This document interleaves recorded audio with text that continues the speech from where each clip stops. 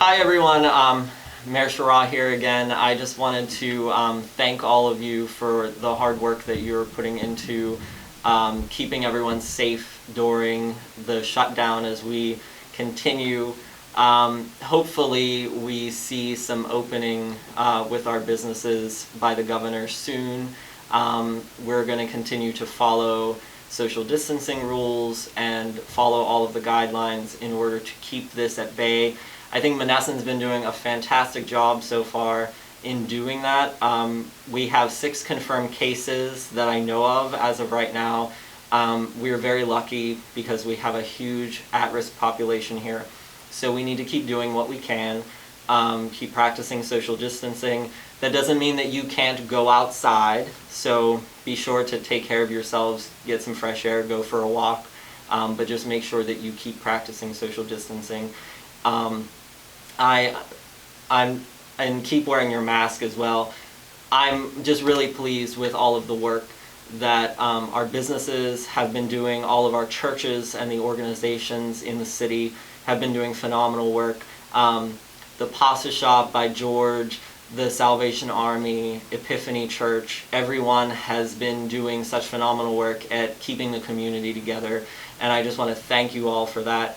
Thank you just for everything. So please stay safe and healthy as we navigate through this. Hopefully the end is in sight soon, and we will have an update again soon. Take care. All right. I'd like to call the Monessen City Council work session to order on May 4th at 7 p.m. Roll call, please. Councilman Coles? Here. Councilman Grigger? Here. Councilor Wojciechowski? Here. Councilor Thomas? Here. And Mayor Sherrill. Here. Please rise for the pledge to the flag. I pledge allegiance to the flag of the United States of America and to the republic for which it stands, one nation, under God, indivisible, with liberty and justice for all. Okay.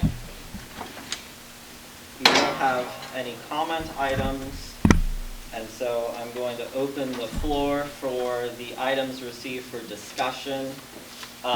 We have a letter from the Westmoreland County Board of Commissioners regarding real estate taxes for the county. We will comply with the county's resolution on real estate taxes for county taxes. You all have that letter? Yes. And I'm going to read it just so the public knows as well. Westmoreland County has adopted the enclosed resolution R-16-2020 for modification of the time frame allowed for discounted payment of real estate taxes for Westmoreland County, as well as the penalty that is normally imposed for late payment.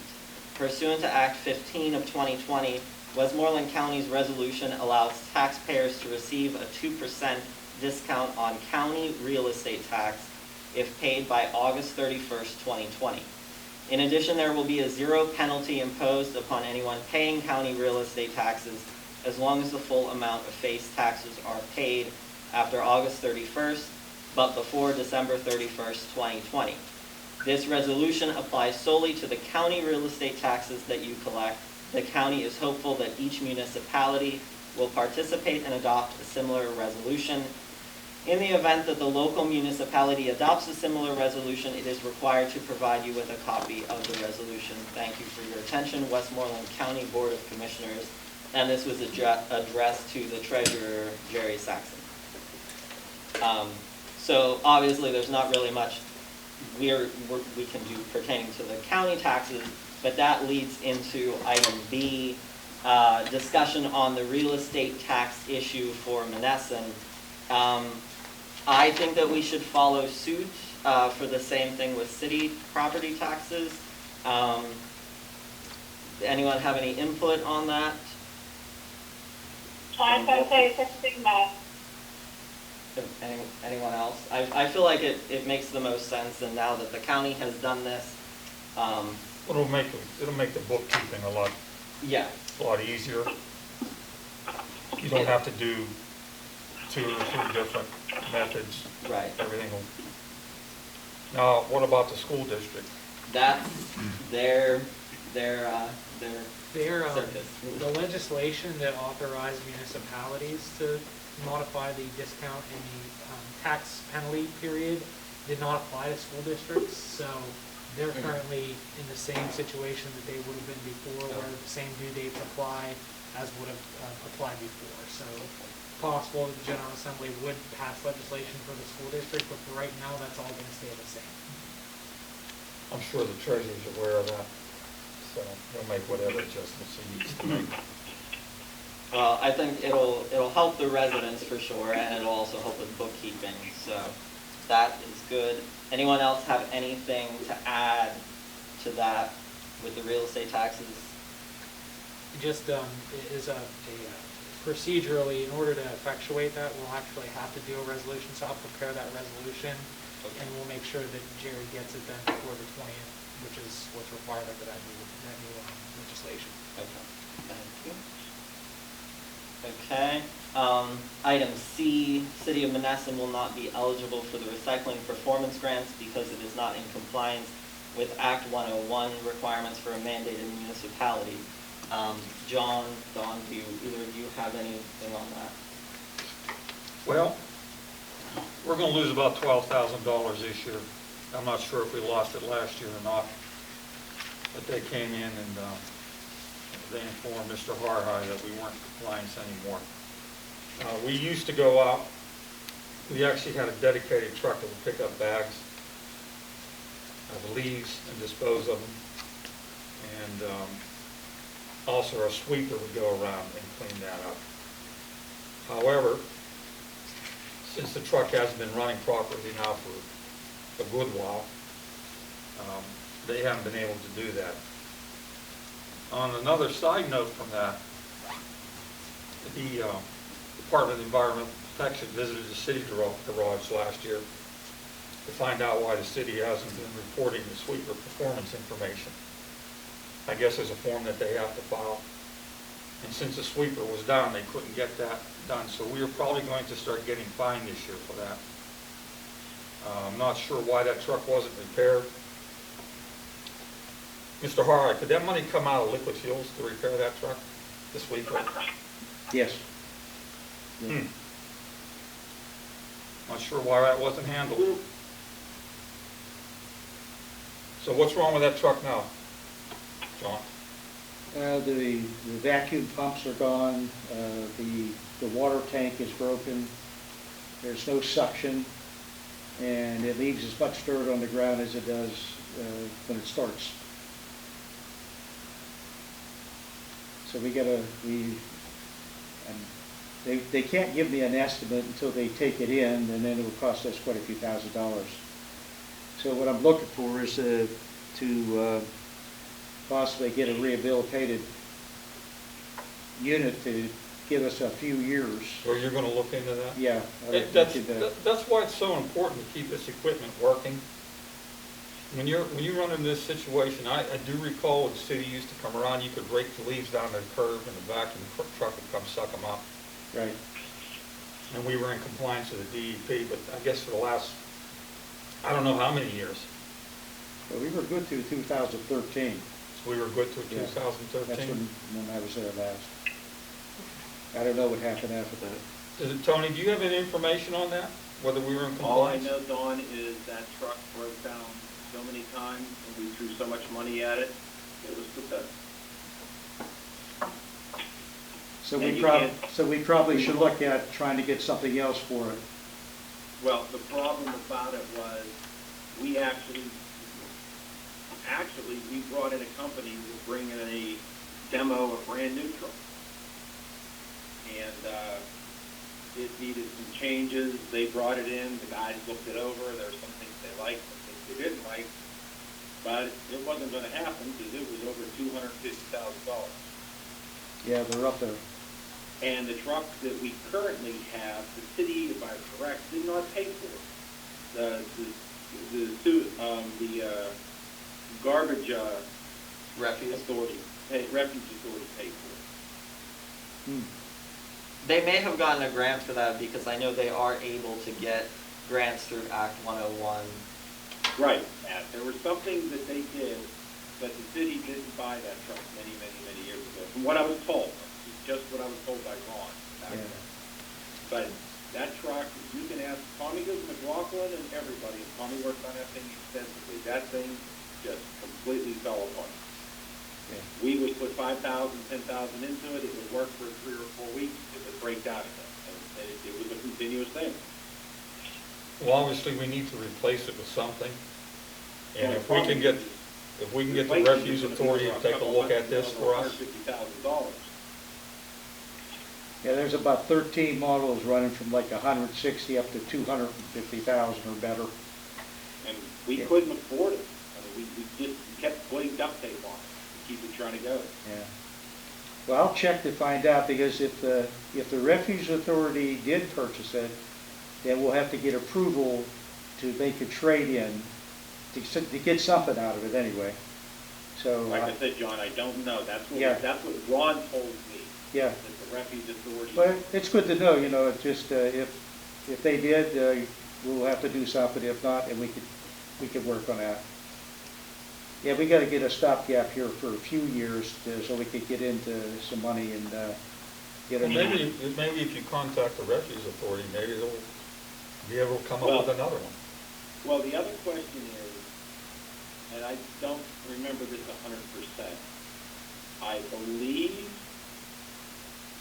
think, is there not an agreement with Sonora that we used our truck, went over there and did stuff for them, and we were able to use their mini backhoe or something that Lou did a long time ago?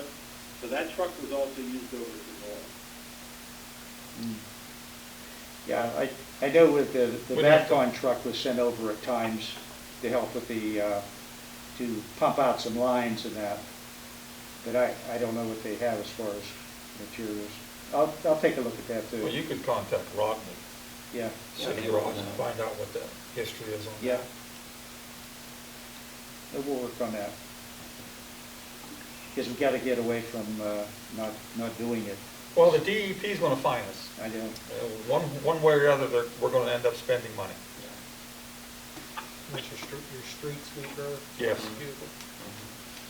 yeah, because what happens is the DEP, when they check and there's no report in the sewage authority of our tonnage, the pickup, that goes to DEP, then DEP sends it to Cleanways, and Cleanways fouls, we act one-on-one on us, and that's it.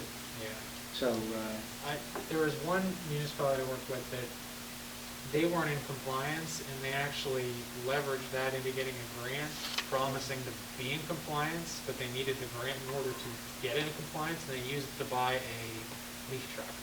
So that may be something that is worth looking into, grants from DEP, that would enable, or at least help offset, I doubt you'll get a grant for the full amount, Yeah. but offset some of the cost of a. we did have a repairs or- flatbed leaf truck up through about 211. Yeah. It was for about eight or 10 years, Yeah. and then it died. This would be for the street sweeper though, so. Yeah, you in want to lieu of see the if there's street sweeper, anything- yeah. One thing else, when you talked to Rodney about this, you talked to them, Yes, they said that the current sweeper we have, they don't need it that way.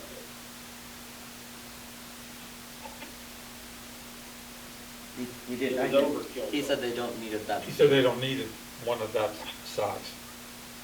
We the sweeper? Yeah, they said they don't need one that big. Okay. Well, you would talk to them, of course. Yeah. They know better than we do. They use the equipment. Yeah, we figure out, how many miles we have and what we need. And we just need something good that operates regardless of what size it is. Yeah. Yeah, as long as we can file reports. Yeah. What were you gonna say?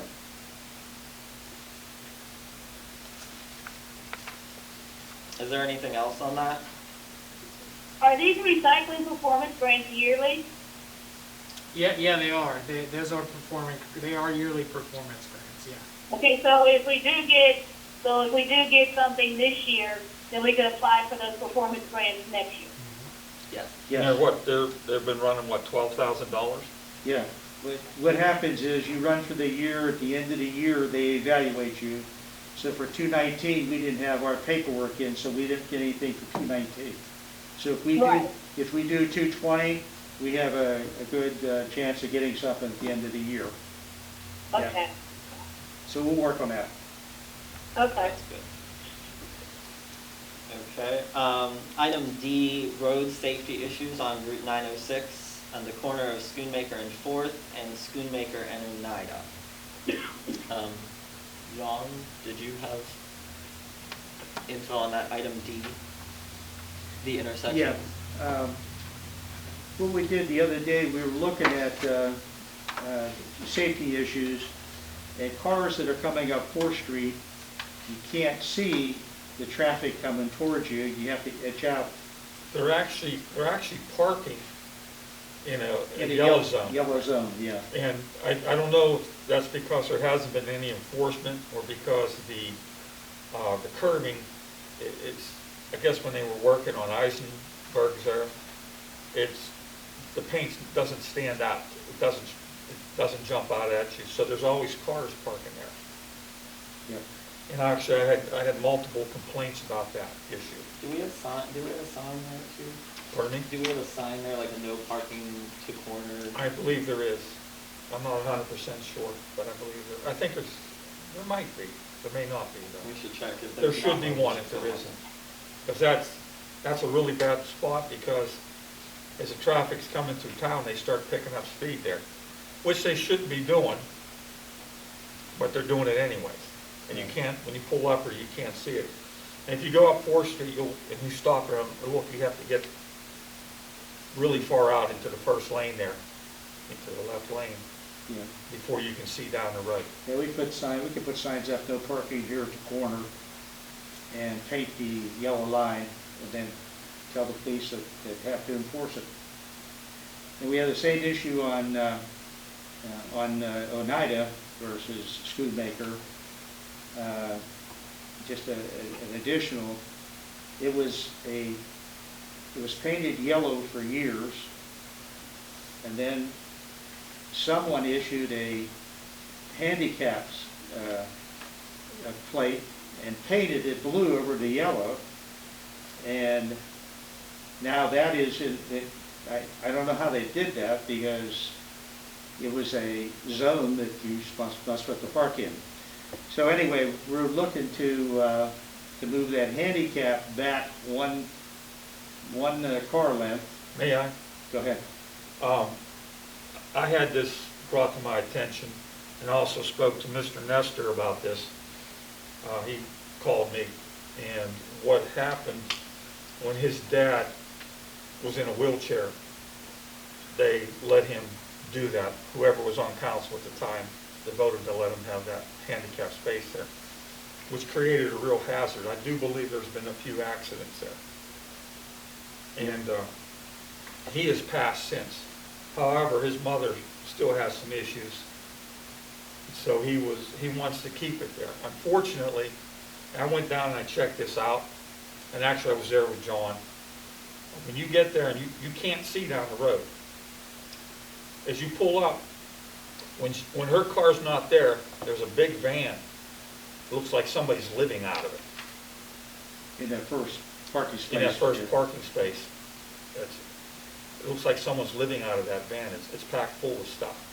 And that's bad enough, but when she pulls in, she pulls up even further, and she actually pulls into the yellow zone a little bit, and you can't see until you're about 3/4 of the way out in the lane. While I was sitting there observing this, I saw 2 close calls. Because the problem right there is that you have the high-rise, Eastgate. To get into Eastgate, people turn up on Oneida and they cross over Schoonmaker. And that's because that's directly where they're going. The parking lots are on the left once they start up the hill. So there's a lot of traffic through there. And that you just can't see.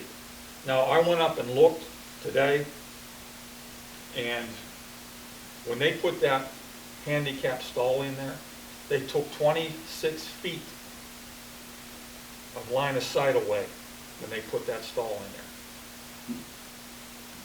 I mean, I actually went up with a tape measure and measured it from the beginning of the blue. And while I was there, and I don't mean to cause any ill will, her car was parked down past the blue spot by about 3 feet. So we have to do something there, or someone's gonna get hurt. It would be my recommendation for everybody on council to stop down and take a look at it. And that way they'd have a good idea of what I'm talking about. Okay.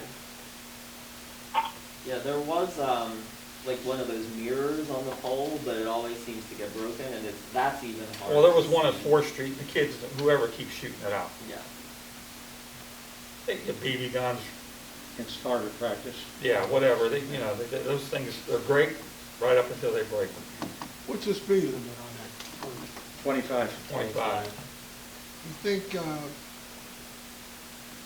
help enforce it, maybe a speed bump possibility, maybe that would slow. You'd have to get the okay from PennDOT. Well, that's a suggestion, that's where I'm going with Yeah, this. you still, before we do anything, we still need to talk to PennDOT. Right, but if it's possible, ask them if it's, Yeah, if we move that back to 26 feet where it was originally, yeah, we would still need to make sure that it was okay with PennDOT. right, that might help, I think. And then you could ask PennDOT if you could do something like that.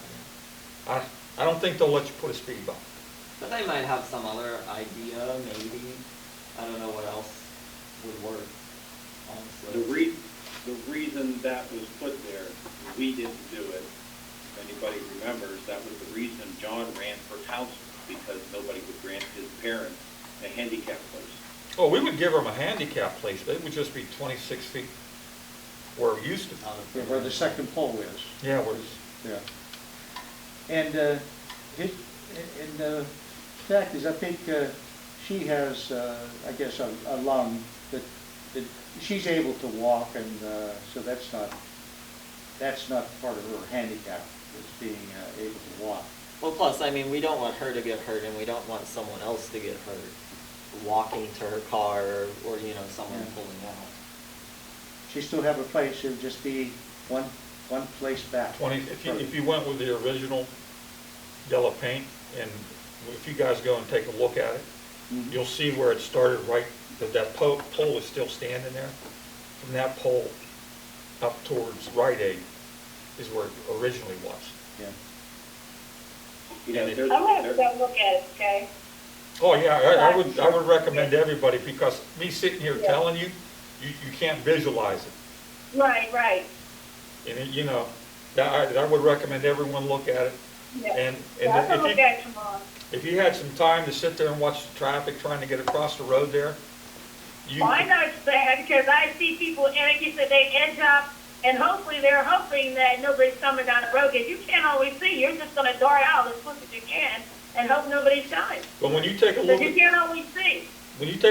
how that van sits there, Lois, if that Okay, I van, have to look at that, okay, because I really haven't never stopped to look, I'll check that out too. if you push that down another parking stall, that would, Right. and move her down, that would open up the line of sight tremendously.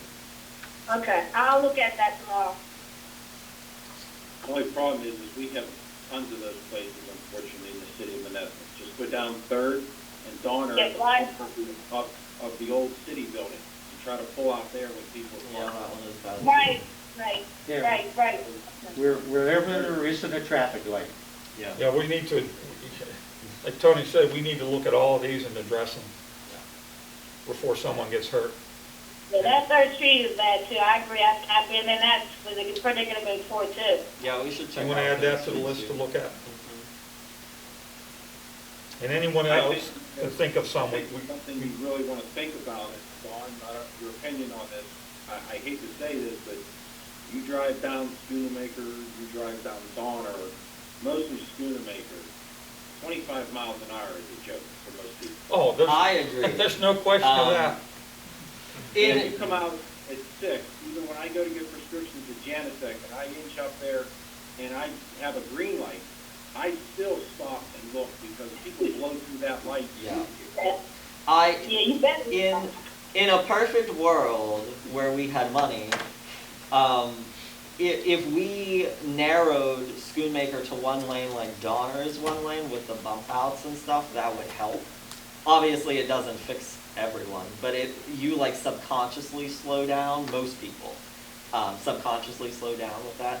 But there are no bump outs or anything on Schoonmaker, so Schoonmaker is even worse. Like through the whole, from 8th Street on down to the end, it's much, much worse. Well, that's an enforcement thing that you might want to speak to the chief about, saying that it seemed to work whenever whenever there was a patrol car parked at the corner there near the pasta shop in the four-way for a while. Yeah. People knew that someone might be there. If it maybe spent a little bit more time downtown, especially in the late evening, that's when you see it. Yeah. Really, people fly through there. They do. Everybody's headed home. Yeah, too fast. Okay, is there anything else on that? Any other intersections that you can think of off the top of your heads that are a particular issue? I got one, but it's not downtown. Go for it. You know where, well, actually, it's not where, you know where 6th and, Reed is? Yeah. Right where that, old store used to be and everything. Mhm. They do not, that's a bad intersection, four-way intersection. It's Oh, when definitely when they're coming up the hill? right. Mhm. Those cars coming off of Reed, you're lucky if they stop, and I've seen a couple of close calls up there too. Yeah, you're right. Bad. Because as long as they come right out there, and some of them don't even stop, you've had some close calls, because there's no stop coming up the hill. Right. But those ones come off of Reed sometimes, if they try to fly through there. And sometimes, people come back, instead of making that one, it's only one way going from one side of Reed to the other. Right. But you should see cars will back, when that store is open, cars will back out and try to come back out that way. what? Right. Oh yeah, my they God. turn around and come out that way. So yeah, that can be bad right there, because cars do fly up 6, and if those people coming off of Reed aren't careful, it'll be a bad accident. Yeah, you're right. Yeah. Okay, thanks. Mm-hmm. Okay, this next one, I'm going to explain it a little bit before. I'm sure none of you got to read it in depth. Maybe you did. So this is not the first reading, so this is just a discussion on this. This is an ordinance providing for and regulating the use of fires and burning by the establishment of specific regulations, exceptions, and definitions, providing for enforcement, prescribing penalties for violation, repealing inconsistent ordinances, and providing for an effective date. So this is basically to close the loopholes that we currently have in our burning ordinance. I believe the solicitor wrote this with the DEP regulations in mind, and Dawn had input in it as well. I don't know if there's anything that either of you want to say on the matter in general before everyone else chimes in. What we're trying to do is update the ordinance. We've been seeing a lot of trash burning going on. People, like the other day, they raked up the leaves and debris from underneath their hedges, and they proceeded to start burning them. Well, I came down the hill from the cemetery, and I was headed down the hill, and from the Libby's down to the Fireman's Club number 2, it looked like a fog bank. So I stopped and I pulled over and I asked the gentleman what he was burning. He told me, and I told him he had to extinguish it. And that's one of the big things, is creating a health hazard. And I'm sure that's addressed in here. Pennsylvania law is pretty clear on that. If you create any pollution, or say you have a neighbor that has asthma and you have a fire and it affects them, you have to put it out. And we're making sure that's been clarified in this. I would advise everyone to read this very carefully. Yeah, and if you have any input after you read it between now and the next meeting, I'd like to introduce the first reading at next week's meeting. So if you have any input between then and now, just shoot us an email and let us know, or if you need clarification on something that's explained in there. Basically, people will still be able to have, the typical fires, like where you purchase a container, like at Lowe's or wherever, to burn, a covered fire container with untreated firewood. There has to be a specific distance. I think it's 20, is it 20 feet? I think, yeah. I think it's 20 feet in this proposed ordinance from structures. and property lines to make sure that it's safe. We don't want the whole city to burn down because everyone starts burning their garbage and having fires. And right now, one of the issues is, you can have a fire for cooking purposes, but there's no size limit on that, and that's obviously an issue. Well, the city of Pittsburgh just lost half a neighborhood Yeah. because someone was doing open burning in their backyard, Mhm. and 3 houses burnt. Right. You don't need a 15-foot fire to cook some marshmallows. So guys, I have a question on that, Mhm. because I think you're gonna get a lot of pushback from the public on this, and that is fire pit. Someone has a fire pit, and I guess my question is, when I started reading this real fast here, under one of them, it says open fires Monday through Friday, 1 p.m. to 9 p.m. is permitted. Saturdays, 8 a.m. to 9 p.m. is permitted, and Sundays are completely prohibited. So are you saying that, not you, but is this ordinance then going to say that you set up when this COVID finally passes over and you have friends over and you happen to have a fire pit and you're out there with it burning and it's past 9 o'clock, are you in violation of this ordinance? Question, the language in the ordinance that would be applicable to that kind of a fire is for a recreational fire. And so that's actually accepted from those time limitations, and that's covered by subsection B in that section 3. So it's a good question. A permitted recreational fire would be okay as long as it's not a huge, massive bonfire, and then it would not need to be within those time periods. That might want to specify that. So Yeah. the time periods would be, just to clarify, the time periods would, what kind of fires would? So section A is where those time periods are listed, and you could even modify those time periods if you wanted to. Those are just time periods that a lot of municipalities use. That language there where it starts, except as provided in section 3B for certain recreational fires, open fires shall be permitted only during the following times. So the key is there is that except as provided in section 3B for recreational fires, the time limits apply. So then any recreational fire that complies with B is not subject to those time requirements. So it's there in the ordinance, so it So accepts those out. So the fires that would be connected to those times would be what's listed in section C. Exactly. So for example, if somebody wanted to burn twigs or some small branches, small fire to eliminate some of that in their yard, their backyard or something like that, that would be subject to those fire limitations, those time limitations. So Tim, what's the reasoning in section 2 under definition? What was the reason being to have included for this definition a furnace? We all know everybody's going to have a furnace. Yeah. I think the key is so that a furnace doesn't fall under the definition of this ordinance, where it's not a violation for somebody to have like an outdoor furnace or an indoor furnace, obviously, where it doesn't create a problem, and it specifically defines that as something other than an open fire. They also have those furnaces that you can sit away from your house in its own separate structure, but it's actually ducted into your house underground. So that is technically a furnace, but it's not inside your house. Is that a grill, you mean?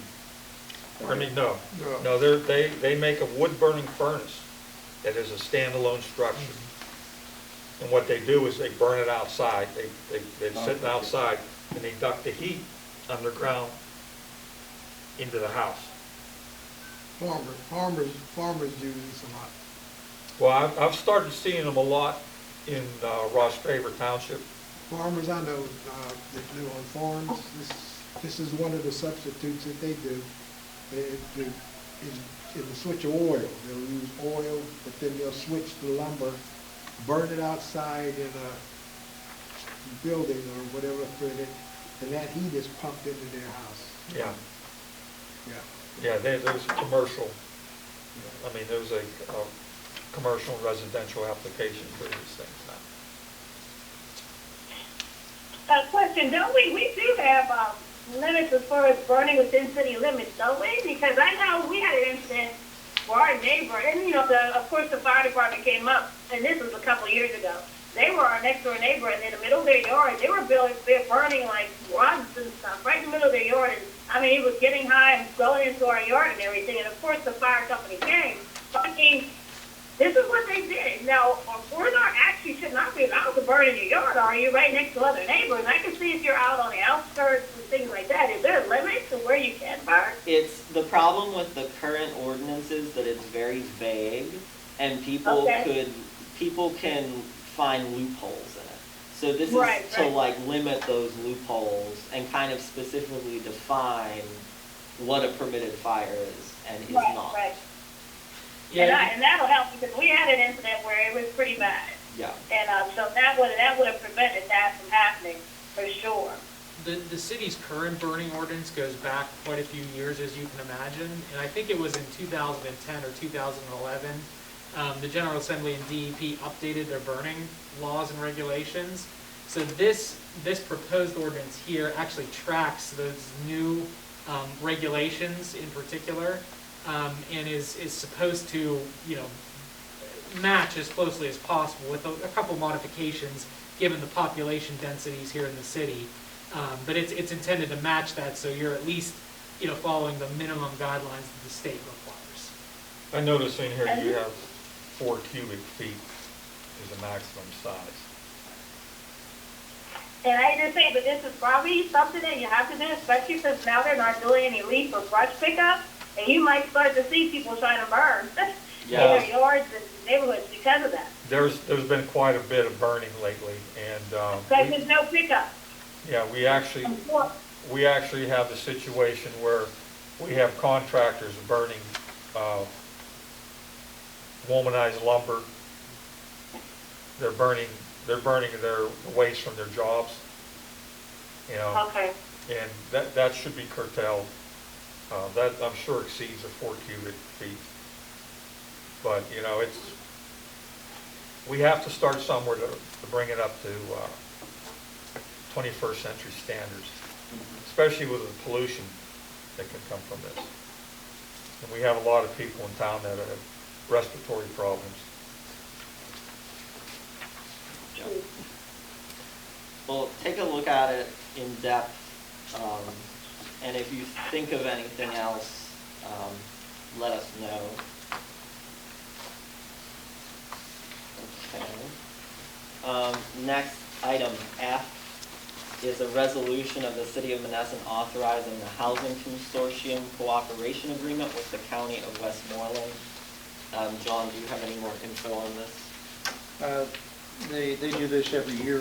This is for the CDBG housing, for the money, and HUD money coming in. So this will be for years 21, 22, and 23. This doesn't affect any of our CDBG money. This is money strictly for the county and for them to disperse. Yes. So it benefits us. So yeah, a little bit more background on that. This is, so Monessen's an entitlement community for CDBG funding. We get our own CDBG funding here. This money is home program grant funding, and that doesn't get distributed directly to entitlement communities. That has to go to a central county. And in order for the county to coordinate with communities that would otherwise be entitlement communities that handle their own CDBG funds, they require these cooperation agreements to make sure you have access to these funds. So that's what this agreement is for, and the resolution associated with it. Anything else on that? Okay. Item G is an ordinance of the Council of the City of Monessen, Westmoreland County, Commonwealth of Pennsylvania, replacing ordinance number 1 of 2019 of the City of Monessen. This is the fine ordinance, and so I just want to say something on this before we get into discussion about it. So I know we've been through the reasons why council, enacted this ordinance and everything.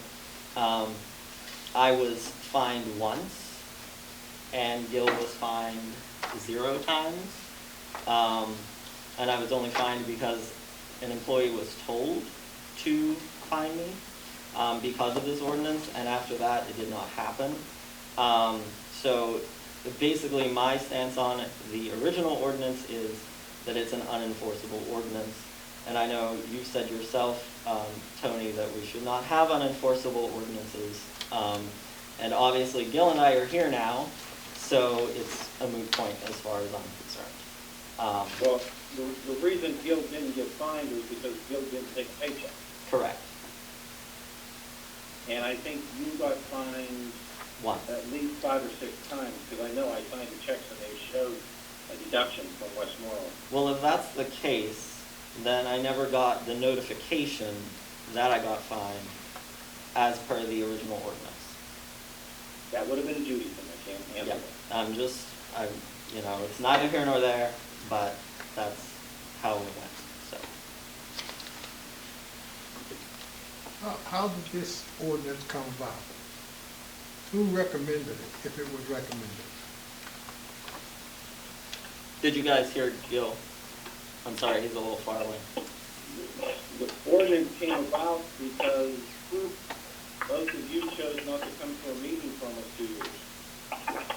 So this And was, the public, and when we talked to the public at meetings, the people wanted to know if you were getting paid, and we said, no, Gil did not fill out his paperwork, and the mayor has his money donated to Westmoreland Foundation, I think it is.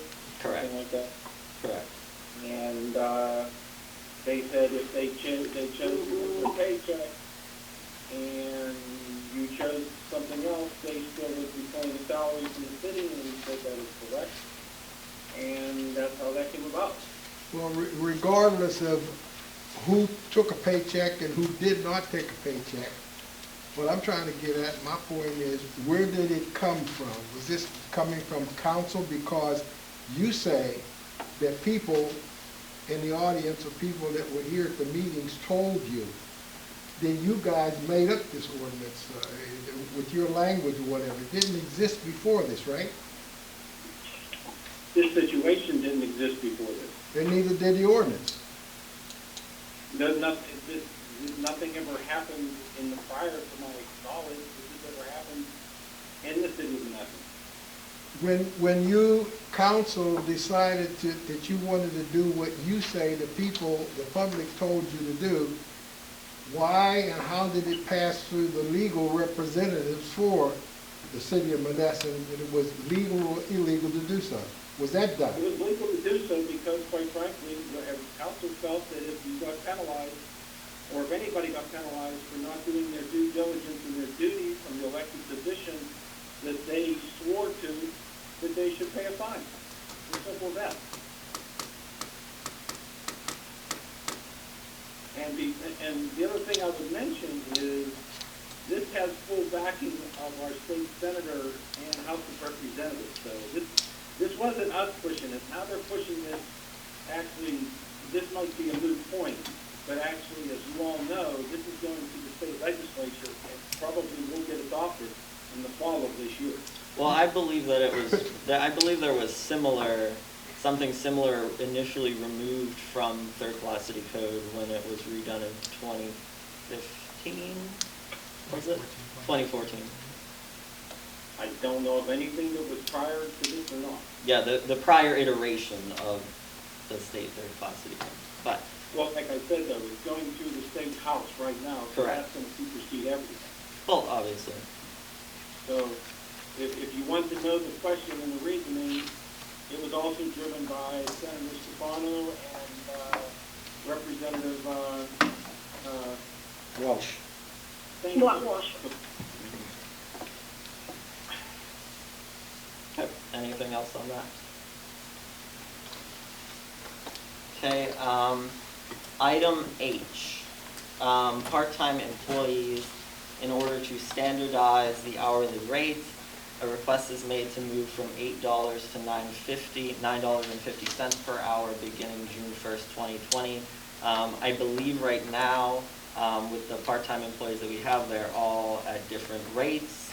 And I think this is a more fair wage.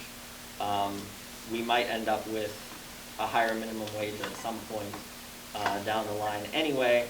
So I just think that this increase is more fair and equitable, and yeah, Doesn't that apply, that would apply to only 3 people, am I correct? I believe so. 3 people, John? What's that? He asked if it would apply to 3 people, 3 part-time people. It has to be Marvin, it has to be Maureen. Yes, there's 3. Yeah. If there are 2 already at 9.5. There's one at 8. But I mean, it's 2 gentlemen in the code and Marlene. Yes. That's what I thought. Yeah, so Yeah, My question, you're telling me that Mr. Aldridge is at 950? Yes. yes. When he was hired, he started out at 950. How long has Marlene been here?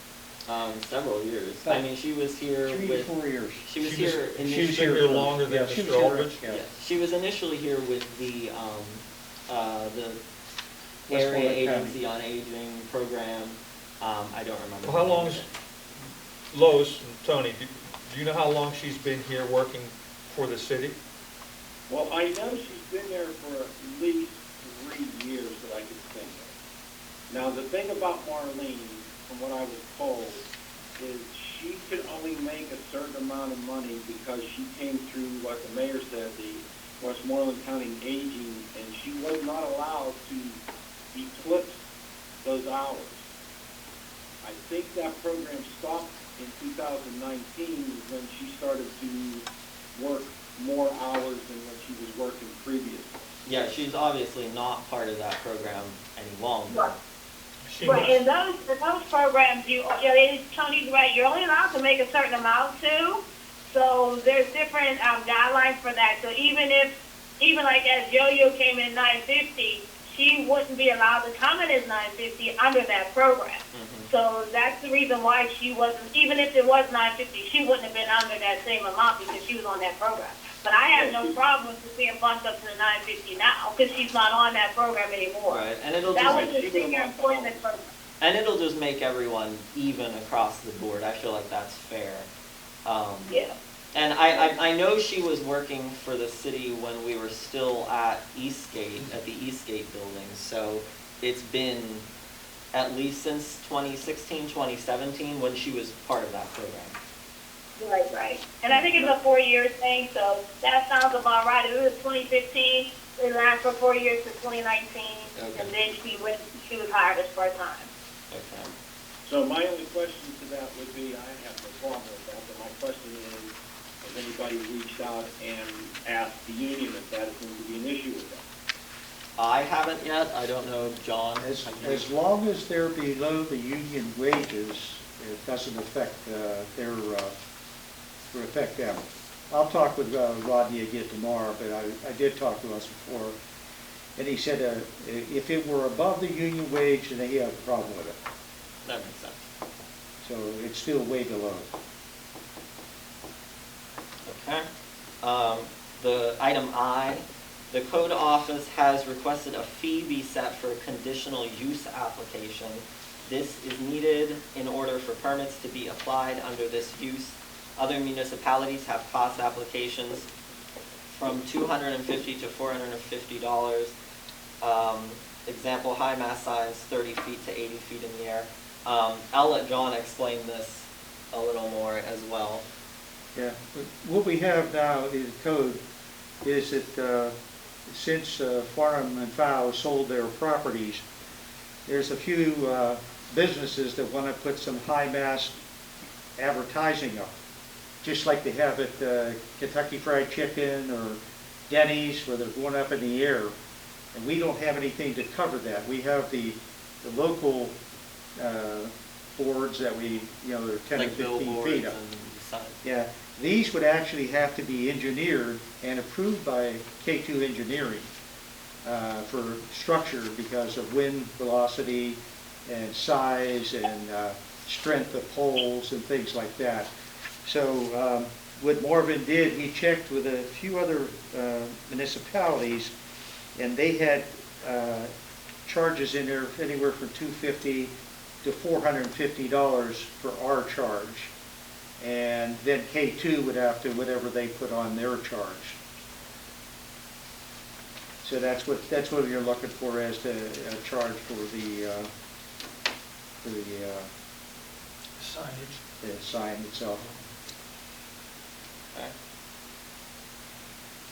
I, One question on that. Do you does Monessen have a fee and charge resolution that it reevaluates every year? yeah, Tony, Lois, when's the last time the fee schedule was done? We redid it last year. Okay, was Right. it like to the end, towards the end of the year? I can't remember. I think John's No. going to get a copy of it. It was done at the beginning of the year, we did. Okay. Tony and Right. Lois, do you guys remember if a conditional use application fee was on there? I do not remember that Okay, because it never came up. okay. John's. Yeah, a conditional use is under your zoning ordinance. A conditional use is something that's other than just a permitted use or a special exception or variance that would require action by city council itself. So,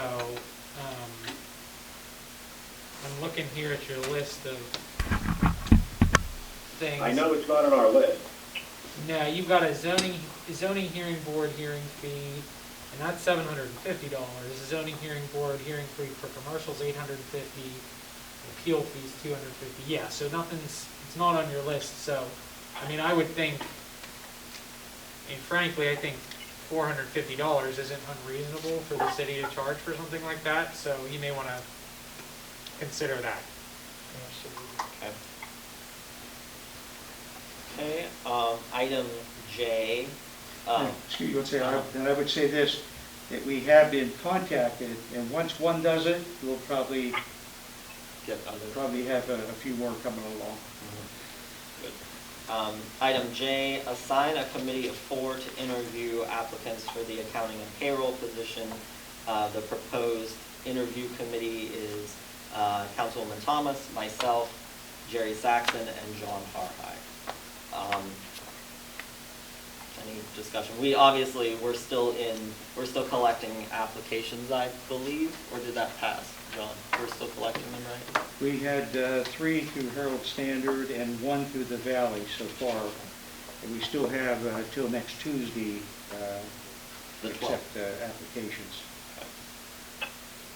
So then once we close out that application process, we'll figure out how we can get together and do the interviews with applicable social distancing, I suppose.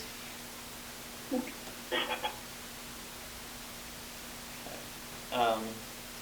Then that goes into item K, request approval to interview applicants for the city clerk position. John, do you have anything on that? Just, I don't know if I could get a chance to interview somebody, for that job. So typically, because I know obviously like when Judy was here, that position was married into 2 city clerks / city administrator, and that's also what John is doing right now. Ideally, that should be 2 positions, I think. I'm going to see if we could get additional funding to help with the cost of a salary for that if things work out. So we're still working on that end. I will let you all know if there's any success with that. But yeah, it's pretty self-explanatory. I believe typically the easiest way, just so the public is aware and for clarification, the city administrator is typically more like HR and that sort of thing, and the city clerk typically does more of the financial end of things. Is that really? No, like- just, the city clerk has a lot to do with the human resources, all the benefits programs, and accounting people usually report to her. And the other side is operations and overseeing the whole. So the clerk is like the check on payroll and the check on treasurer to make sure like numbers are right and that sort of thing, typically.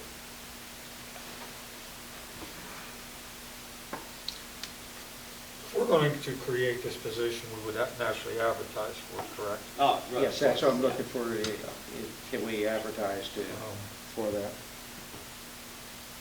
Yeah, and hopefully, I mean, ideally, we advertise and we find people who are qualified for the position, but that's obviously not always a guarantee, but I'm sure there are people out there that are qualified to do it. Yeah. But like I said, I'd like to try to see if we could secure some funding to offset Well, offset the cost as that well. would definitely be ideal. Yeah. I can see the need for the position. I've been made aware of some things that just haven't been done since last April, Yeah. as far as billing. The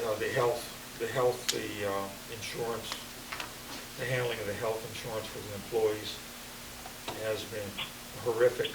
As for a while there, it was like we were going to end up paying for two different companies for coverage. Fortunately, Mr. Harhide managed to avoid most of that. But the workload, stuff has not been getting done. Yeah, I think, I just want to say, like, I think, I trust John enough that I know that, like, he's capable of doing both positions, like, he can figure them out. He could figure out how to do the work, but it's the actual, like, physical workload, and we don't want things to go to the wayside, Well, like things have gone to the wayside before. And no fault to Judy either, because I mean, that was a lot of stuff. Well, here's an to do. example. This was just brought to my Well, attention. I'm glad you said that, Matt, because I think everyone should understand that she had a heavy workload too. I'm glad you did say that because it was no part to her. No, she Because of absolutely, her. every time I saw her, she was always super frazzled. Right. And when you have one person doing the job of really 3 or 4 people because there That's were right. positions empty, things get missed. Not They do. intentionally, they just get missed. I mean, you only have so much capacity to focus on things. So you were saying. I have to agree with both you and Lois. I think she did the best that she could. Yeah. It was an overload. There was just too much. It just too much. Yeah. And, you know, just put an example of that situation that occurred when we found out that the contract for the police department with the Westmoreland County Housing Authority hadn't been renewed since last October. Well, that contract's worth $42,000. That we get. Yeah, we get from the Housing Authority, and we weren't getting it because that had been overlooked. I think it was the same with the garbage contract. If you had the garbage contract that hadn't been paid for the last quarter. I mean, again, you know, the health insurance for the employees, you know,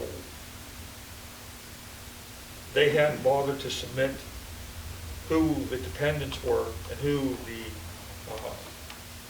what would you call them, the people being covered, because I'm considered a dependent. My wife is the one that's actually covered. But that list, participants, thank you, participants and dependents was not submitted until January 6th. But the contract for the insurance was from October. And then, you know, the people hadn't been informed that the city couldn't cancel some of the contracts. That had to be done by the actual participants. And no, they weren't informed. No letters went out. So the workload is just too much for any one person to do. I know she made a valiant attempt, but the more that we've discovered, the more it's obvious that she just could not do the job. And that she tried. Yeah. She tried. Disciplines. When you have 2 or 3 disciplines coming into one, it's very difficult. Well, you know, that lady that requested that information under the FOIA, you know, there should have been a human resource person for that. and there wasn't. Now, eventually, I do believe we found everything, Yeah. but it was in so many separate files that weren't even collated. There was nothing, there was no organization. And that's the other thing, that having someone else that could help bring some organization to the filing system that we have here too.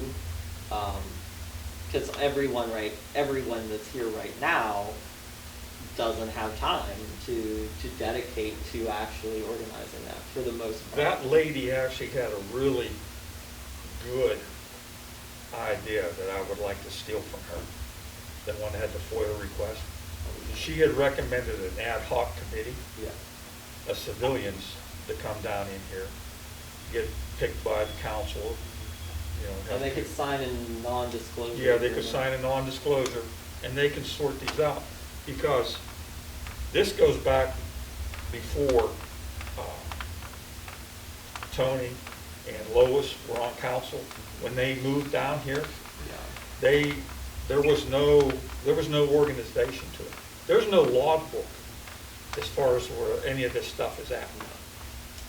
I mean, there's stuff that actually are in, they're almost like in garbage cans, everything was just dumped into it, into bins. And there's no filing system. And to get, with our lack, go ahead, Tony.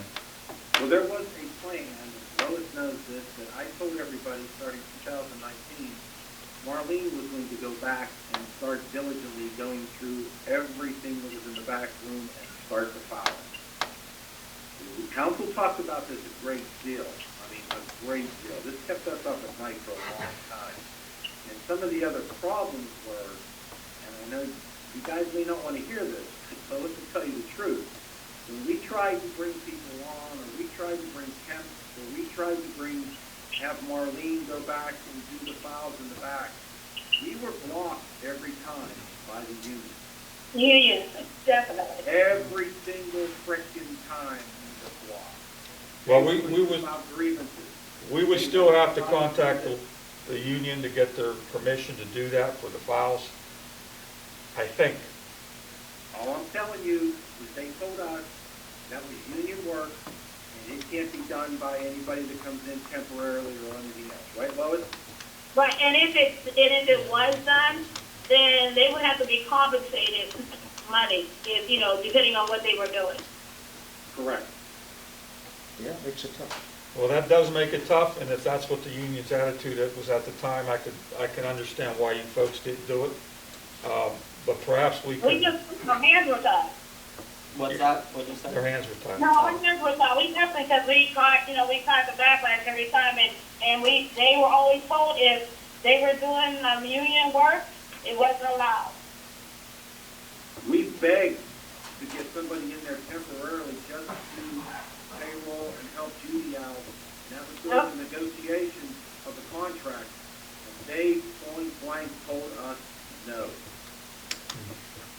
Well, perhaps we can talk them into it now.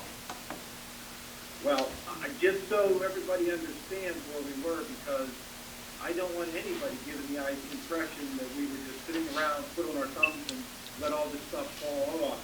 We were bucked and stopped at every inch trying to do something.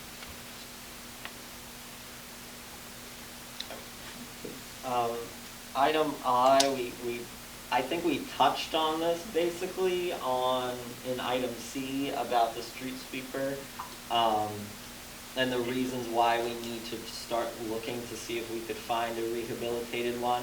I think we'd all agree that, if we could find grant funding or whatever the case may be for a street sweeper to replace the one we have, it's better to spend money on the equipment than to spend money on the fines, because either way, we're going to spend money on something. We may have to get creative on this. I'm going to ask Mr. Harhide, funding for a street sweeper, that can come out of liquid fuels, correct? I asked you that earlier. I'll check to find You can out. check. as to I mean, how. I'm looking, if we could use some money from there, if we could use money from different sources, if we can look into the grants, perhaps it is feasible to get a rebuilt unit?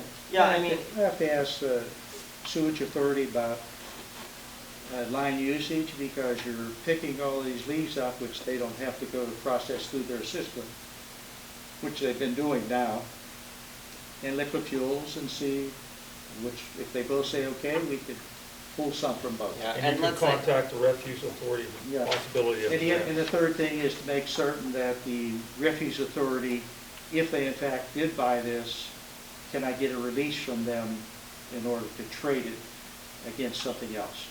So And- there's a few options there. And hypothetically, like, if we did find grant funding and we are able to use line usage and liquid fuels or one or the other, that could be our match, and then we would grow that money that we already have. So that'll help offset the cost of that.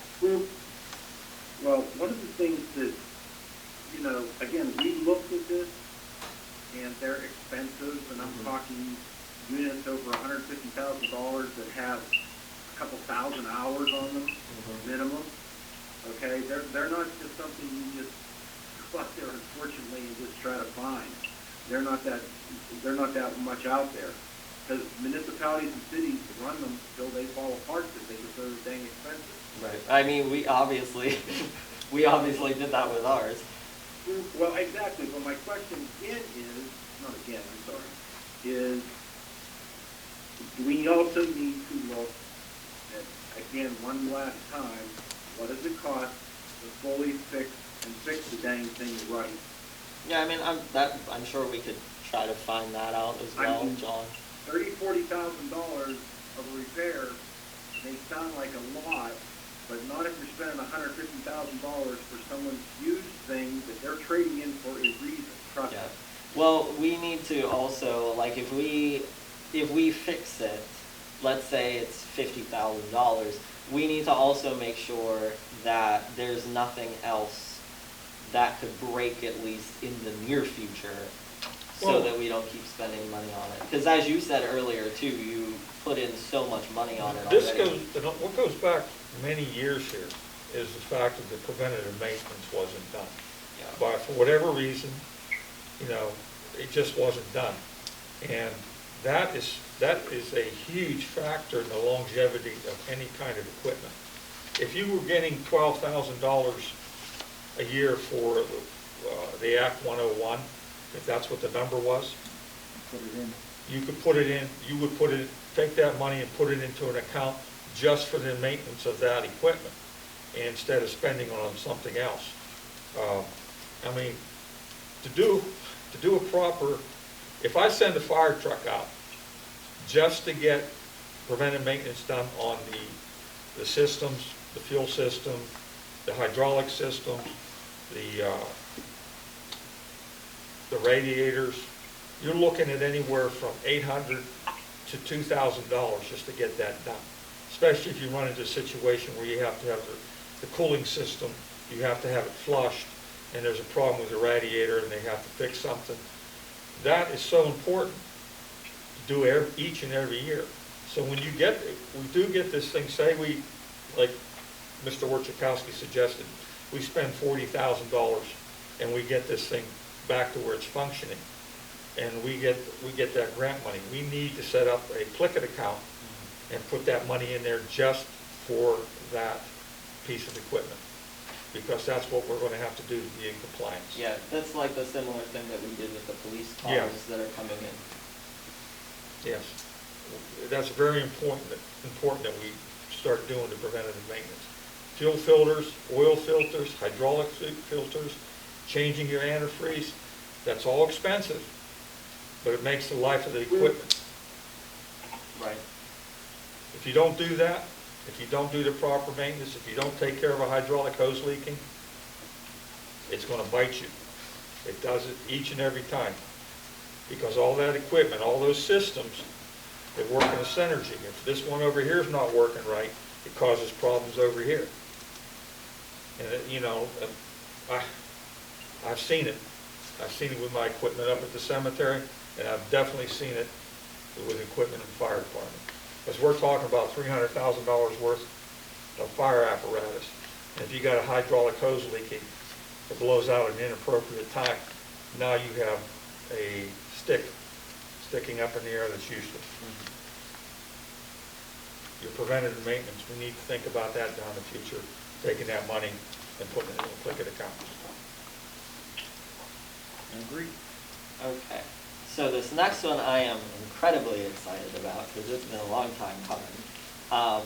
And Lois brought this up, I think in February, and I wholeheartedly agreed. So this next one, item M, bear with me because it's long, is an ordinance confirming current on-street parking restrictions, prohibitions, and regulations for portions of Eastgate Avenue, Rebecca Street, Monongahela Street, Perenni Boulevard, 1st Street, 2nd Street, 3rd Street, 4th Street, 5th Street, 6th Street, 7th Street, 8th Street, 10th Street, 12th Street, Miranda Way, Donner Avenue, and Schoonmaker Avenue, establishing 2-hour parking and eliminating metered parking for portions of Oneida Street, 1st Street, 2nd Street, 5th Street, 6th Street, Wendell Ramey Lane, Donner Avenue, and Schoonmaker Avenue, confirming current off-street parking restrictions and regulations for various city parking lots, promulgating general parking regulations and restrictions, repealing inconsistent ordinances, and providing for an effective date.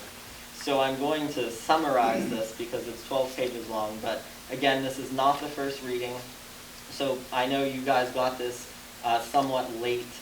We forgot to send it to you, so look over it. And again, if you have any questions, either now or between now and next week, please let us know. But essentially, the reason why it took so long is I had to go back and look up basically ordinances from 1948 until present to pull together all the parking ordinances and give them to Tim.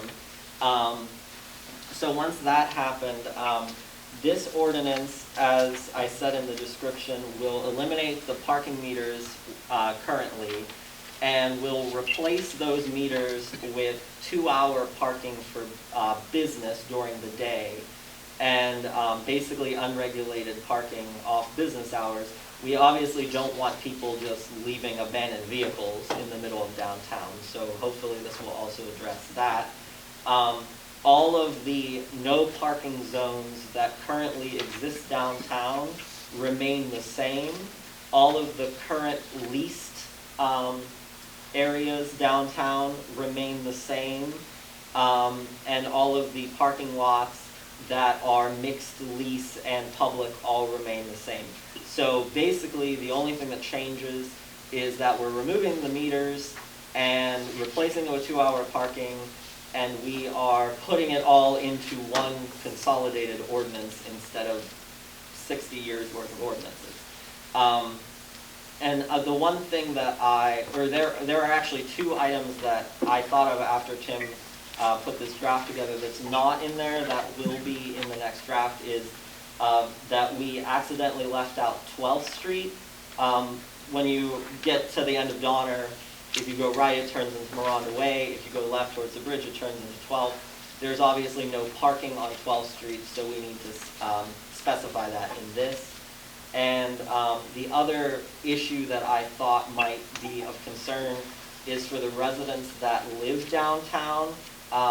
For them to park, we obviously don't want to create issues for them, parking issues. So we'll have to include some sort of residence. I forget how you phrased it. Yeah, under the section for the 2-hour restrictions, that's going to be section 4. Page 4.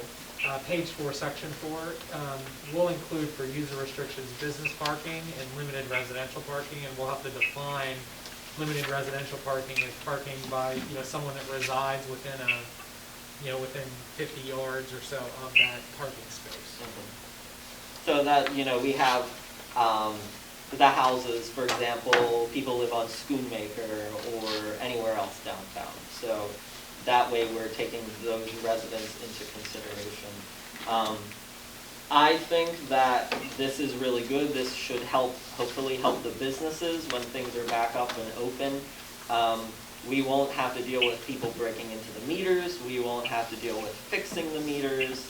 And it's consolidating all of these old ordinances into one and, you know, updating them. So, it's a long ordinance, it's 12 pages long, and I don't know how much you guys got to read on it. If you have any questions now, feel free, and if not, between now and next week, or at the meeting next week, feel free to bring them up. But does anyone have anything on this at all? Yeah, I haven't had it, like you said, I haven't had a chance to look at that. So in that, is there something about how enforcing that 2-hour limit? Yeah, so if somebody is over the 2-hour limit, I mean, it's up to the police department and or a parking enforcement officer to enforce that. So they would need to monitor that ostensibly by, you know, taking a picture and noting the time that the vehicle started there, that it was first noted, and then the time that it exceeds the 2-hour limit.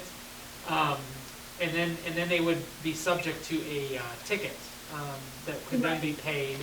If it is not, if the ticket's not paid, then that could subsequently be turned into a citation, and then that would go through the district magistrate's process. It's an interesting question, Lois, that you asked. The you know, the old practice of chalking car tires. There's some really interesting new cases about whether or not that does or doesn't violate people's constitutional rights. So we'll have to monitor that as those cases proceed through the courts to evaluate whether that's a practice. But a lot of municipalities, in order to address those concerns, are taking time-stamped pictures of the vehicles as they're parked, and then they're using those to support the starting time and then the over the 2-hour limit times. I just asked because I know sometimes I have to go to Waynesburg, and they've had that 2-hour thing, and it's amazing. They were charging $20 if you were over that 2-hour limit. Yes, so I don't, you know, I think that's an exorbitant cost for that. I don't think it would ever be that high, but they were marking at a time. Do you think that 2 hours is long enough? Is 2 hours too short? I feel like 2 hours is pretty standard. That's why I suggested it. I think that's a good time, you know, as long as you're not working there, you know, because if you're working, that's different. We were able to get passes because we were working there all day. But if you go to the store, 2 hours should be, you know, sufficient. Yeah. You know, if you're going to, we're removing it from the restaurants maybe 2 to 3 hours. I mean, they may need some leeway if you're out eating dinner. Sometimes if you're sitting talking, it may take over longer than 2 hours if you're at a restaurant. So, you know, that's something to think about downtown because some people hang out longer at the pasta shop. If they're eating, it's a Friday night, they may be there longer than 2 hours. Well, we do have, it's from 8:01 a.m. to 5 p.m., the 2-hour limit. So, I mean, and then it's not afterwards, that's right. Right. So if you're eating dinner after 5 p.m., I mean, you're okay, that's right. But this is like, I mean, hair salons, like, I'd say an hour and a half, 2 hours, you know, grocery shopping, that sort of thing during the day. And again, ultimately, we don't want people abandoning their vehicles or leaving them parked there for extended periods of time, but we also want to try to help the businesses that are here. Maybe it'll encourage new businesses, which would be really good. So, yeah. And there are, I mean, the ticket amounts would be in the penalty section on section 12 of page 11. So, I mean, that starts out with a $30 ticket, but that may be something that you want to think about and reduce, because I could see how that's high for just going a couple minutes over 2 hours, you know. Right. So, you know, be thinking about that as council members, what you may want, and if you want to kind of consolidate those comments, we can incorporate those into the draft that gets presented then at the meeting. Okay. Yeah, but take a look at it some more and see if you have any additions or concerns, anything that might stand out. And like I said, just keep in mind that we will be including 12th Street and we will be including the residential parking. That's not in this draft, but we will be including that. Okay. Item N, update on USDA project. Okay, The USDA project, I guess a couple months ago, Lois and I attended a meeting in my office with the Todd Cawley and what's her name? Judith Ficino. Yep. And we talked about it. We actually told them let's get started and get the ball rolling. And a lot has happened just recently. And one of the major things is the interest rate came down to 1.38%. Total drop. Yeah, we were 2.65 at one time, I believe. And Right. that's about a $9 million savings over 40 years. So what we're looking at is you have approximately $22 million that we're going to be borrowing over a 5-year period to fix the major lines in the city. And those are 12th Street, 9th And Street, 12th, 9th, 6th, 3rd, and Perennial. and Perenni Seneca. Yeah. Yeah. And those lines are 110 years old, and a lot of them are collapsing, of which we just had one 2 or 3 weeks ago at the underneath Arster Middle, where we had to spend $161,000 to replace a section of the line that was under their property, that it was our line. So right now we're in the midst of getting everything approved by WEC through USDA, and I believe that Senator Casey got in touch with someone because Yes. we have seemed to be moved up to the top 3 cities in western Pennsylvania, and prior to that we weren't getting any information back.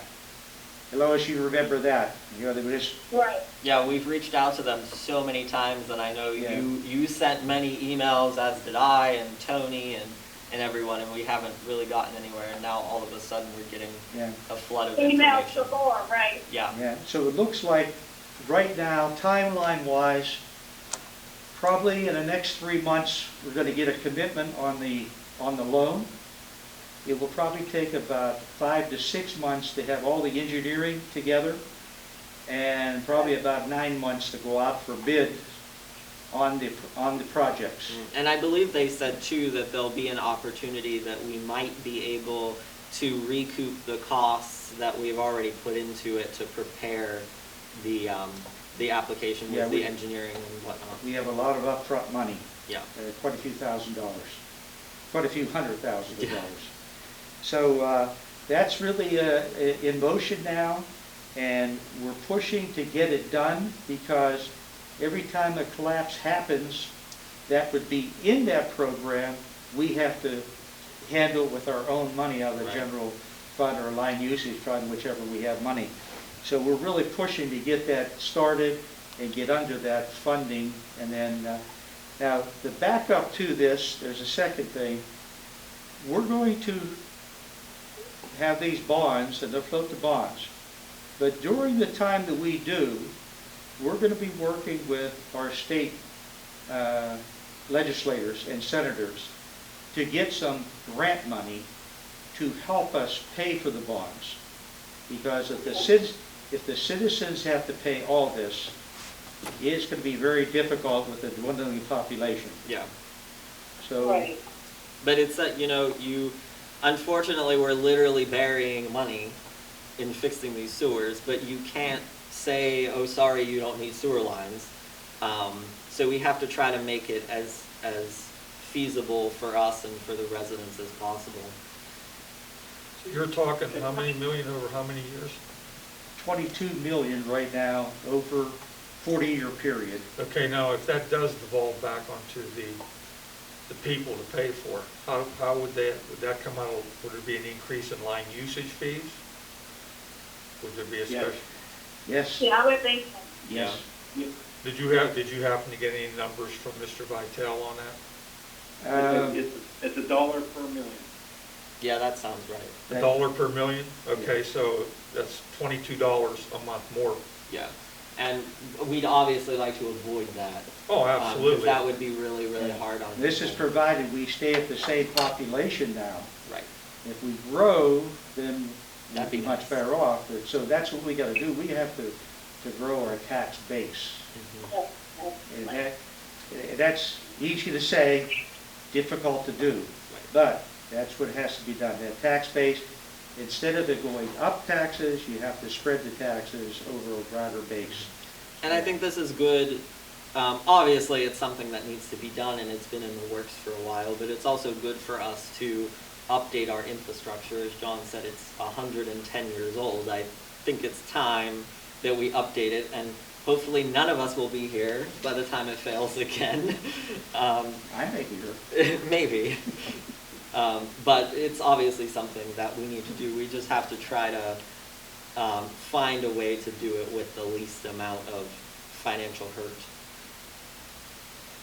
Okay, so, There's a couple of things on that, and if this is nothing new, that, and Lois again will back me up on this, that we didn't scream to high heaven and tell people what this was going to be, and it was coming for the last year, because this got kicked down the road many times. Yes, it did.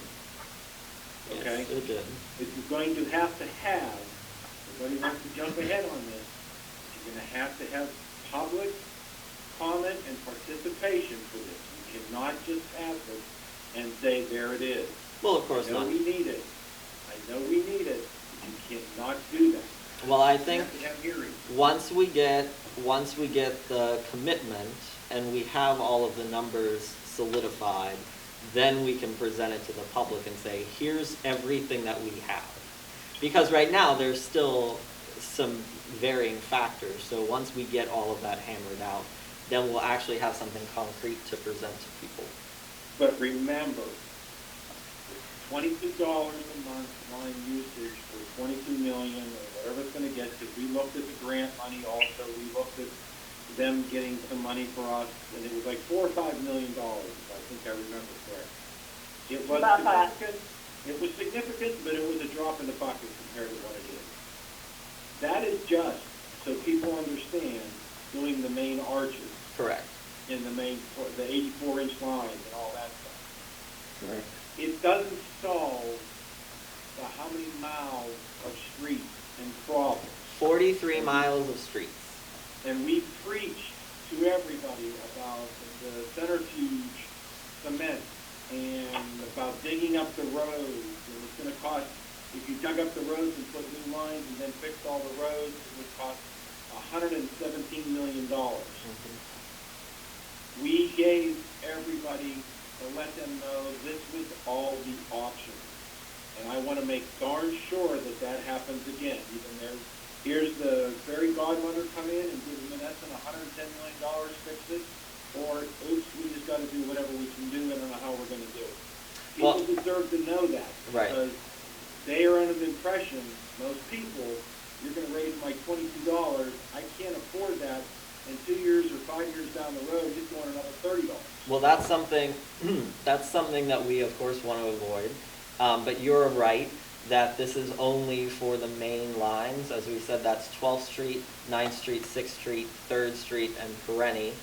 And that is not going to fix everything, but it will at least make any future collapses less catastrophic.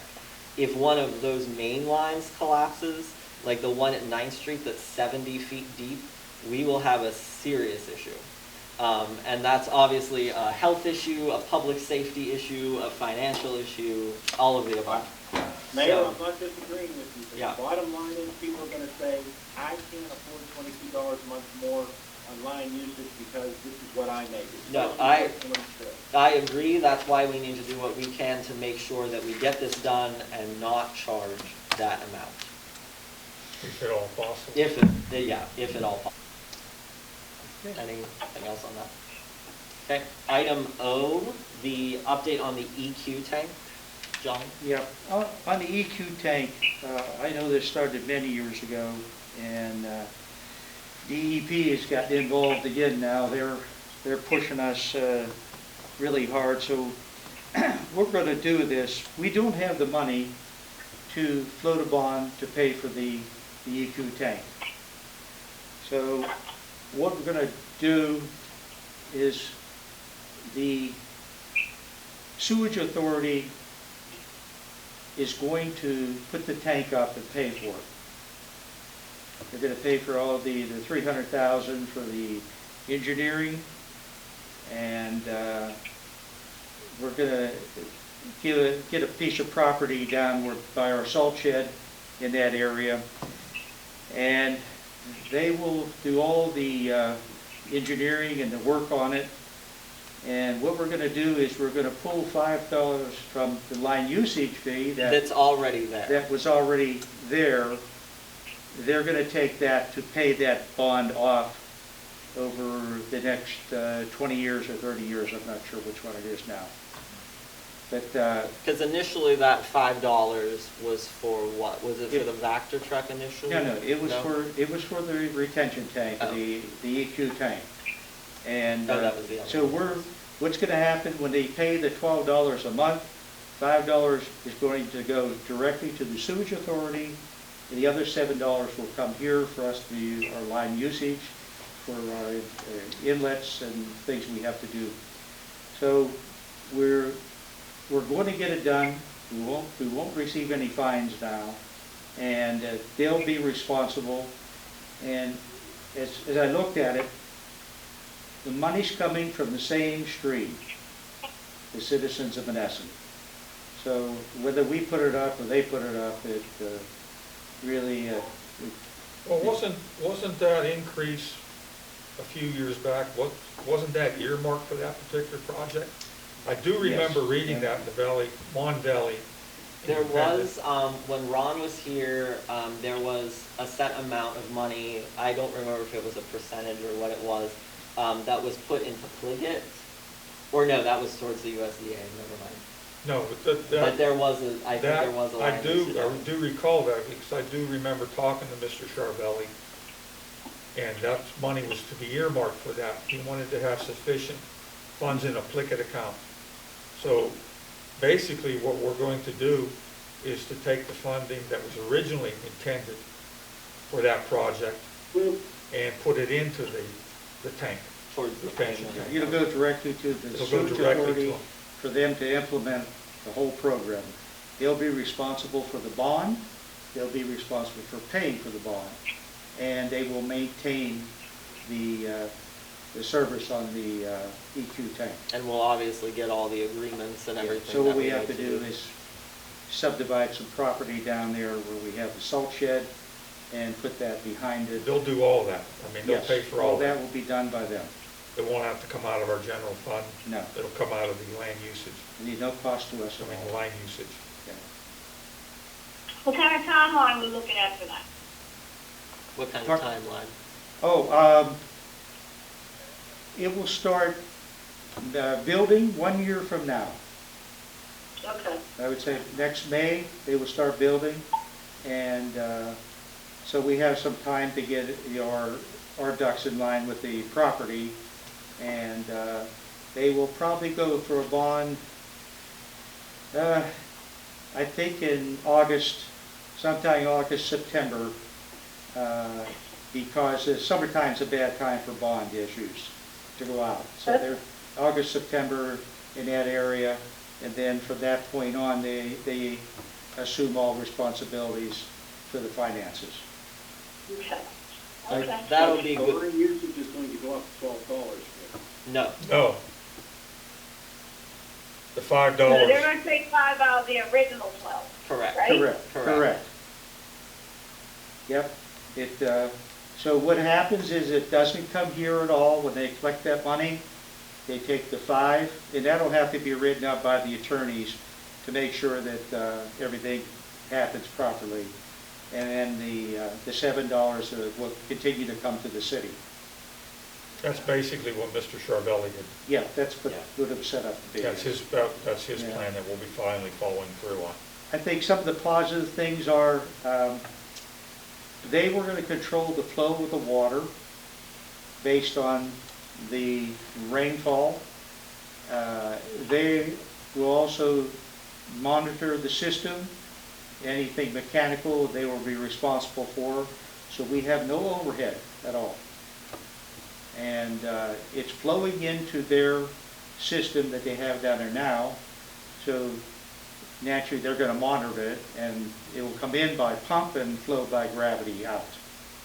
And that also, I believe, will eliminate the problem we're having in Donner Avenue with Phil Mandarino and flooding because of the rush of the water.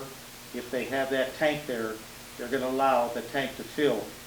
And just so you know, on the tank itself, it's going to be 60 foot in diameter, it's 35 foot high.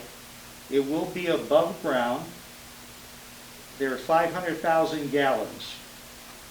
And the tank will have a lid, so there'll be no odor. And if they put it into the ground by 33%, it will go up $1 million, from $3 million to $4 million, if you place it in the ground. So that's why they're going above ground. And we have and fortunately, we have a mountain behind it, so it doesn't affect any homes. Right. And we're going to have to move our salt shed a little bit one way or another for it to fit. And when it does, most of it will be covered by the salt shed if it's going to go where I think it will be. So it's not basically going to be an eyesore. Right, it won't be an eyesore. You'll be able to see it when you drive by, but it won't jump out Yeah. at you. Yeah. So it comes out to, when you look at it, at $4.76 per month. But they're going to charge $5 even, and that'll make sure that they make that figure. And that comes right off the $12. Yep. Yep. So So we there'll be no increases for the citizens. No. Right. No. Excellent. So we'll set everything up once, I think, the sewage authority, they have talked about it internally, and I'm not sure yet. Our solicitor will talk to their solicitor to set up resolutions and everything that's required to have that done.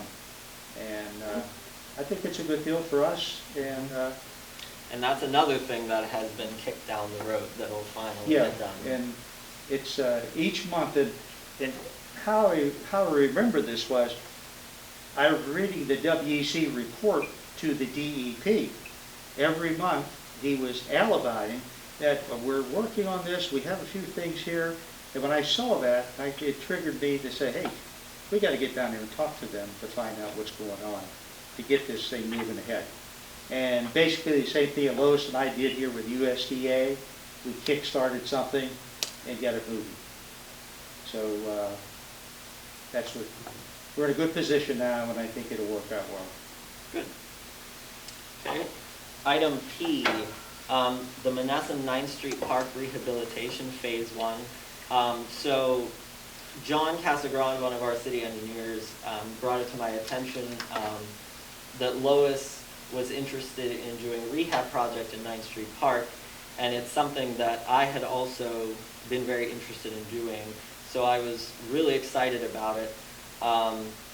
So I was able to take Lois's suggestions that I shared with her, the ideas that I shared, and with John Casagrande's designs, I put together a grant.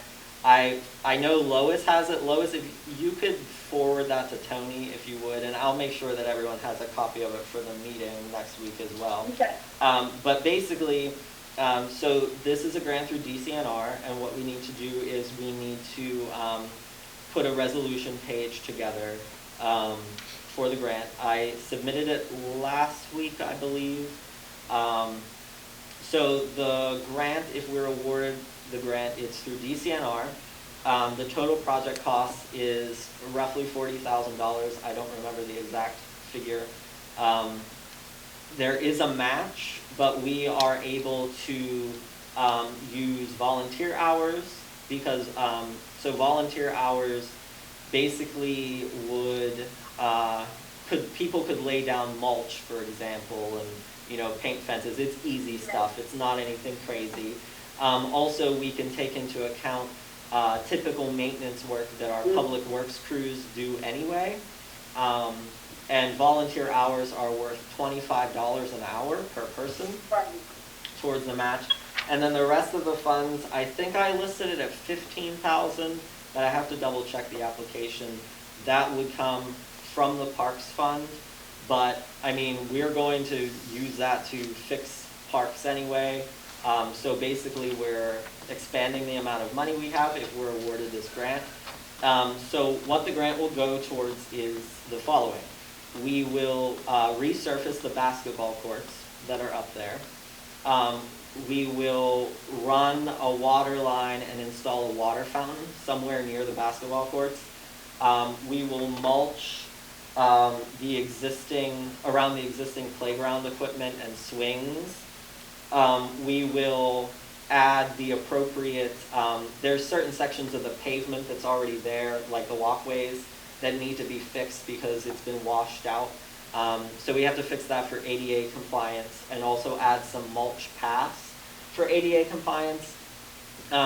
We'll add some basic landscaping on the corner outside the fence at Knox and Reed, or Knox and Ninth, to make it look a little nicer. And it'll be low maintenance stuff. And we'll also rebuild the curb and the sidewalk at the entrance for handicap accessibility purposes, because it's all broken up.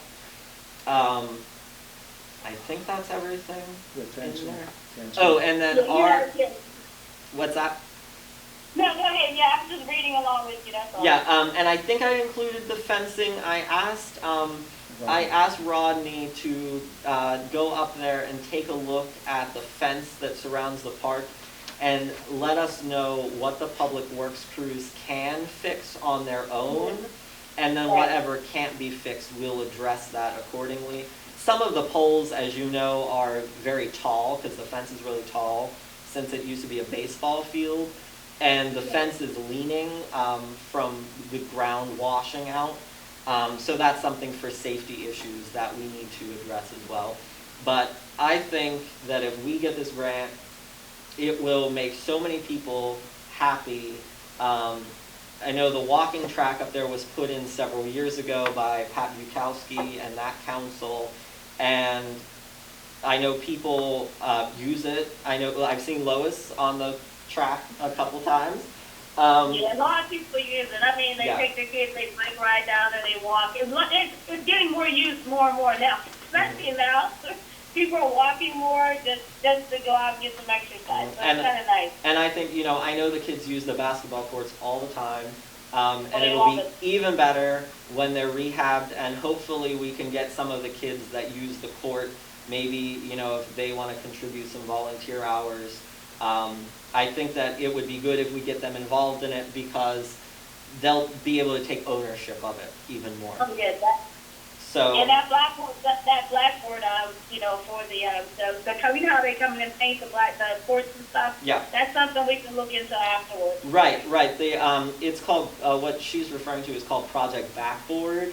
And basically, it's a group, they've done projects in numerous cities and rural communities, but basically you take the basketball court and you make one big giant mural on the court, and it could be like a geometric shape or anything, and then you paint the court lines on top of it.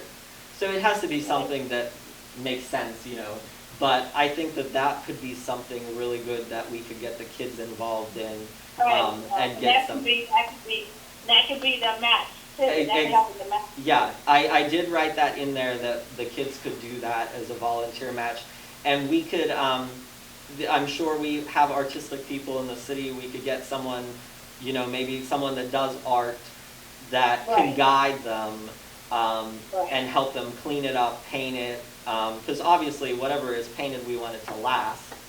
So Right. we'll make sure that it's done properly, but, and, maybe we can get them pizza or something, something nice, and make a Right. nice day of it. So once when I get home tonight, I'll send you all that, the full application, but you'll get it again probably when we have the meeting next week. But I just wanted to let you know that's on here because we need a resolution, and thank you, Lois, for bringing it up because I totally forgot to initially put it on here. So, No problem. and we need to get that out. So that's my long spiel on that. Matt, Can I add to that? Yeah. go ahead. Question, is there a limit on the $40,000 grant? Is that what you're asking? Yeah, for? well, so the project total, it's a little over 40,000. Lois, do you happen to have that in front of you? The application? The actual application, yeah, I'm looking at it. Yeah, now. what's the total project cost? I can't remember off the top of my head. Total project cost is $40,523.18. Okay. So, that's the total project cost, so that's what I wrote into the grant. But I felt like, I don't wanna ask for too much and then us not get funded for it. We're gonna match. Okay. Plus, we have to match whatever we ask for. So obviously, the higher we go, the more we have to match. Well, my reason for asking is that all of what you guys are saying is very, very nice. Mhm. But I'd like to add to it, wherever the possibility is for lighting. I would absolutely love. That is very, very important. We all need to look into the possibility of, like Charleroi, they Right, they have outside those. their stadium. I tried to follow last year what they did with their lights. I don't know if they're still available. I'm not sure. I'm not sure either. I did get a general price. I asked for like an unofficial number. We're looking at $80,000 to do lights up Yeah. there. So I was afraid that that would have made this grant too high. But that's also why I phrased it as phase one. Phase one. There's, right? okay. So, yeah, I didn't ask for the lights as well, because that would have made the price really high, and we would have had to match that, and it would have been harder. But I phrased it as phase one in the hopes that we can seek additional funding to be able to fund some lights up there. I believe it's one of the only parks that doesn't have lights, Yeah. and kids use it all the time. That's very important, because there's kids that I'm quite sure that when it gets dark, if there were lights available, Yeah. they could still. And it's very dark back there in It the is. back part of the park. So if all of what you guys are working on now in phase one works out, I'm making a recommendation that next year in phase two, or whatever is available, that one of the priorities that you have would be lighting Yeah.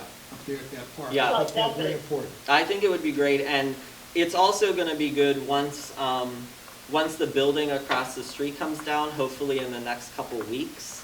That with the addition to the park upgrades, if we get this funding, and hopefully the future addition of lights, it will make that neighborhood even safer.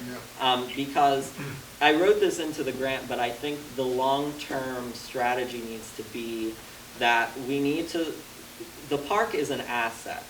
And we are tight on funding, everyone knows that, and no, we can't pump all of our money into parks, but we need to try to increase the amount of money we have through grants and whatnot to be able to improve our parks, because those are a selling point for this city. Because we are incredibly lucky to have, I think we have 7 parks, and for a city our size, that is really, really unique. And obviously, the 9th Street neighborhood has suffered a lot of disinvestment in the last 60+ years for various reasons. And I think that if we can rehab this park, not only is it good for the residents that already live there, but it's a selling point that maybe we can start stabilizing that neighborhood and getting it cleaned up, getting houses torn down, getting houses fixed and back on the tax rolls, and try to really make that neighborhood nice again, because it has really good bones, and I think that people would be very pleased to be able to do that. So that's all I have on that. And item Q, we have a request by Ron Cromulak, commander of the Veterans of Foreign Wars Post 1190, to name pavilions in City Park with the names of fallen servicemen. And I'm going to read this. It says, back in March 2015, I proposed that the 3 picnic shelters in the city park be named after Monessen men killed in action, and then the walking track be named after one also. It appears that no action was ever taken on that proposal. Therefore, I again propose that Shelter 1 be named the SP4 Robert Allen Loda Memorial Shelter, Shelter number 2 be named the SP4 George Oral Malika Memorial Shelter. Shelter number 3 be named the SPC Anthony Eric Madison Memorial Shelter, and the walking track be named the Captain John Patrick Onderko Memorial Walking Track.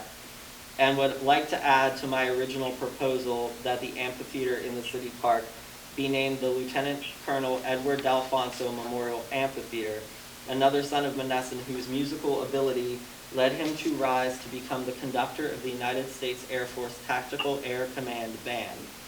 These sons of Monessen, and heroes in their own right, deserve this unique standing in their and our hometown. This would enhance the Monessen City Park and make the entire park a place where people visiting the park would know that we respect and honor our veterans who served our country and those who gave all for their country, and their names will live on in the history of the city of Monessen. Ron Cromulak, Commander Veterans of Foreign Wars, Post 1190, Monessen, PA. So are there any thoughts on this? I know Ron mentioned this to me a couple months ago too, but it got delayed because of the virus and everything.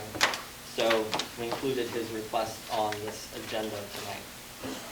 Any discussion or thoughts on that?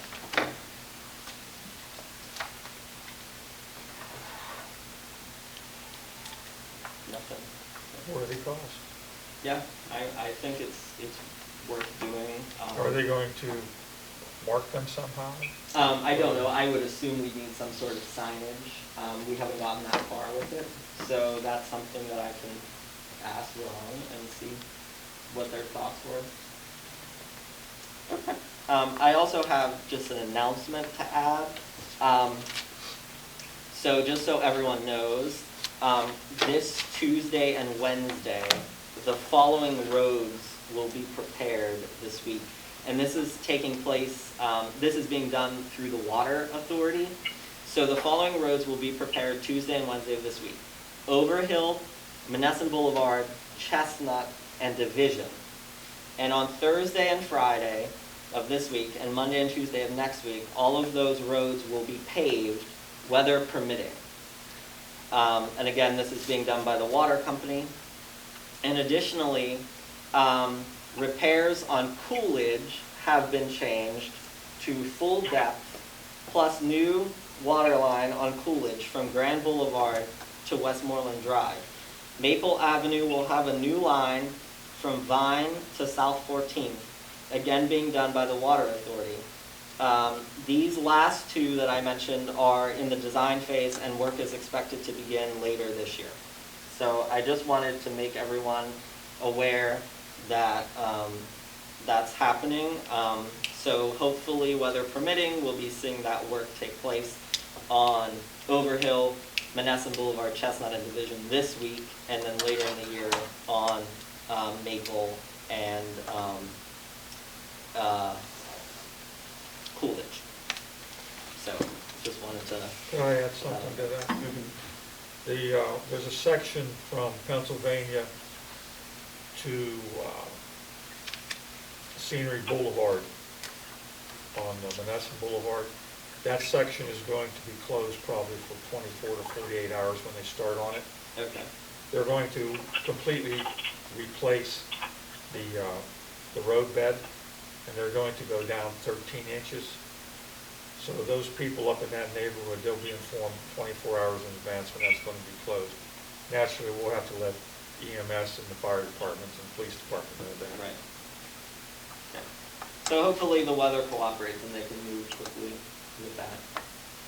That'll be good, because Monessen Boulevard is like a washboard right now. Well, that water line break, it got down in between the layers, and it really caused some dark damage. Yeah. Is there any other discussion on that? Okay. I'd like to adjourn the work session at 8:54 p.m. I have, Oh, go ahead. Lois, I got a call from someone that Pennsylvania and Westmoreland intersection, the sewers, I guess the brick's starting to collapse. Pennsylvania and what? Westmoreland? Pennsylvania and Westmore, the intersection. Oh, that's like down by the church. That's by Raker's house. Yeah, Very cool. by Lou's house, right? Mm-hmm.